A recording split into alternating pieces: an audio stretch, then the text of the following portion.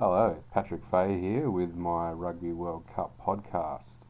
Now, of course, the 2019 Rugby World Cup is kicking off in Japan on Friday.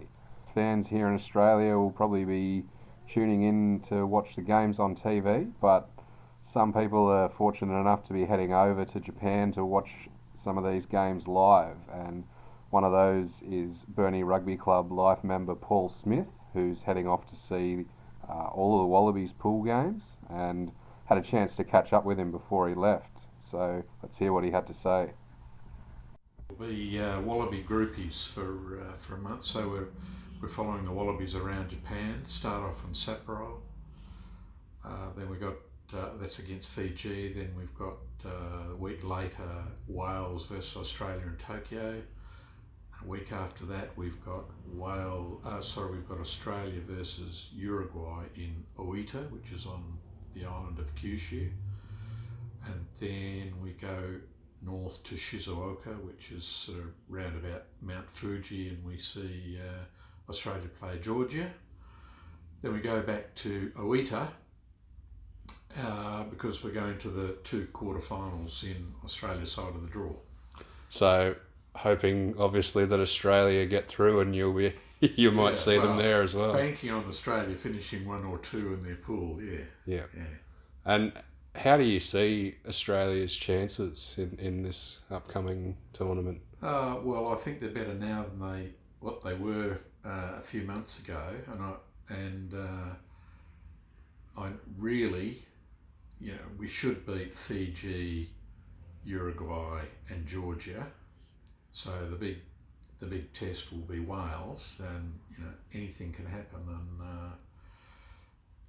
my view is put a bit of pressure on Wales, and we might get through. So, I guess Wales have got the ranking, and they tend to do well, but not as much at the World Cup. Do you see that changing? Well, they haven't really excelled in the World Cup over the years.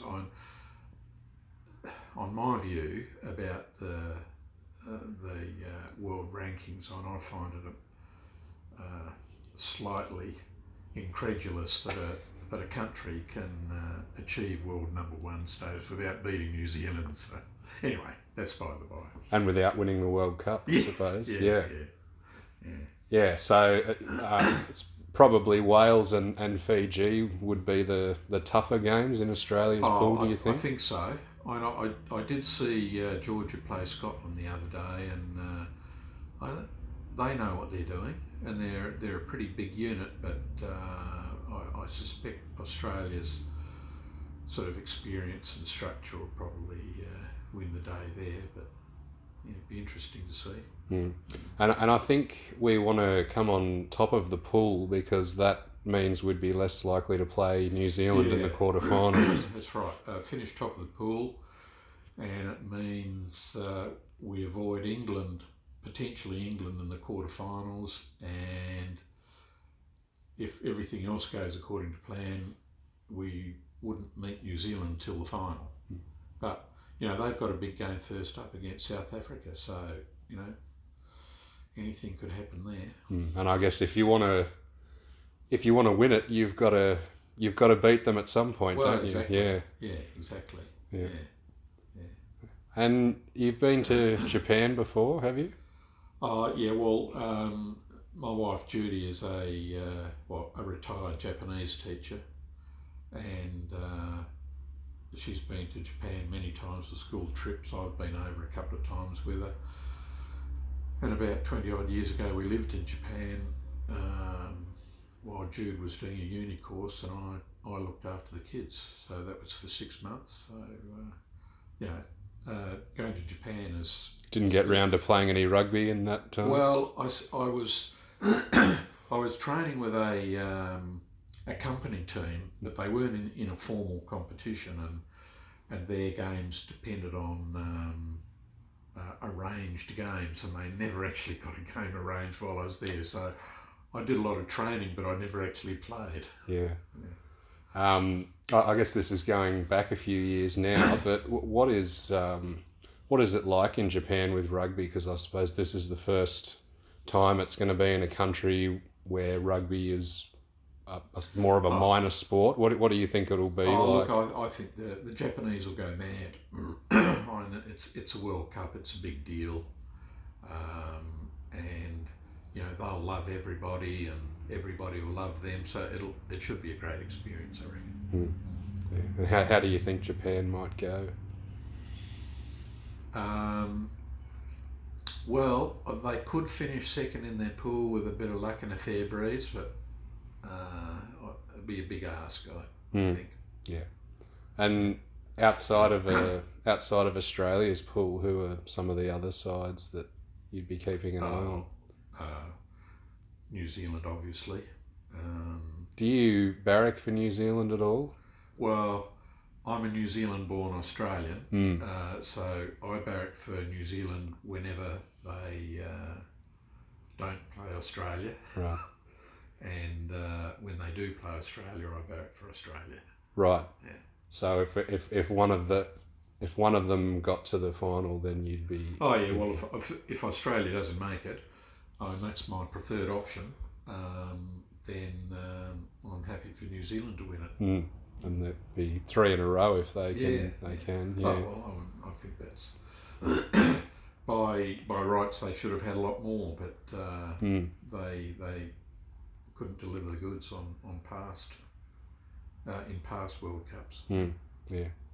So just thinking back to some of those past World Cups, you've been in 2003 in Australia and 2011 in New Zealand to see some games. Yeah. So 2003, I saw Namibia versus Romania in Launceston, one of the great pool games of World Cup rugby. What was that? That was obviously long before I was in Tassie, but what was that like actually having, even though they were not two of the top nations, what was it like having a test match here? It was actually a big deal because it was a World Cup game, and rugby's not a major sport here, but they had a full crowd, so there were a lot of people there that didn't know much about rugby.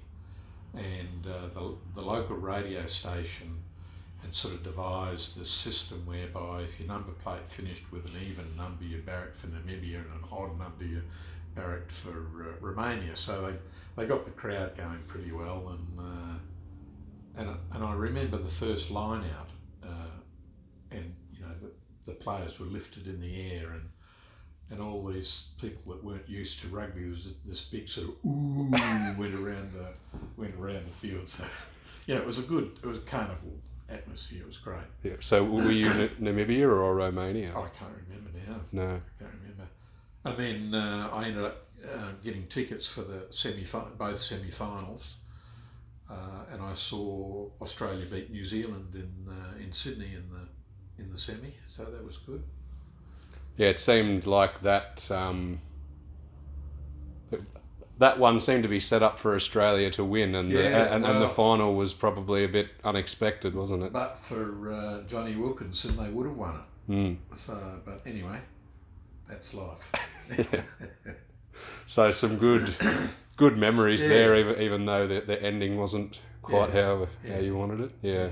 And then in 2011, I went over to New Zealand to Wellington and saw both quarterfinals in Australia's side of the draw, and saw Australia beat South Africa to get into the semis.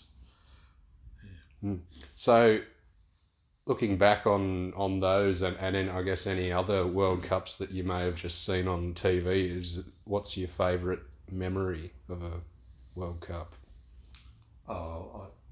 I'd have to say, when Australia won its first World Cup in 1991, from memory that was in England, so I would have been up in the middle of the night watching it. It was great. You remember much about that game specifically? No, other than I think one of the forwards scored the try, because it was a low scoring affair as far as I can recall. Yeah. And then there was also the '99 World Cup. The '99. Well, I would have watched that too, but I can't remember much about that one. can't even remember who we beat. France. France, was it? Yeah. Oh, okay. Right. No, I don't recall that one, but I would have watched it. Right. So you might have some stronger memories of this World Cup, given that you'll be there watching. Certainly in the short term. Yeah. Okay, there you have it. Paul Smith from Burnie heading off to the Rugby World Cup and going to be seeing all of the Wallabies games, starting with their first game on Saturday against Fiji, which kicks off at 2:45 p.m.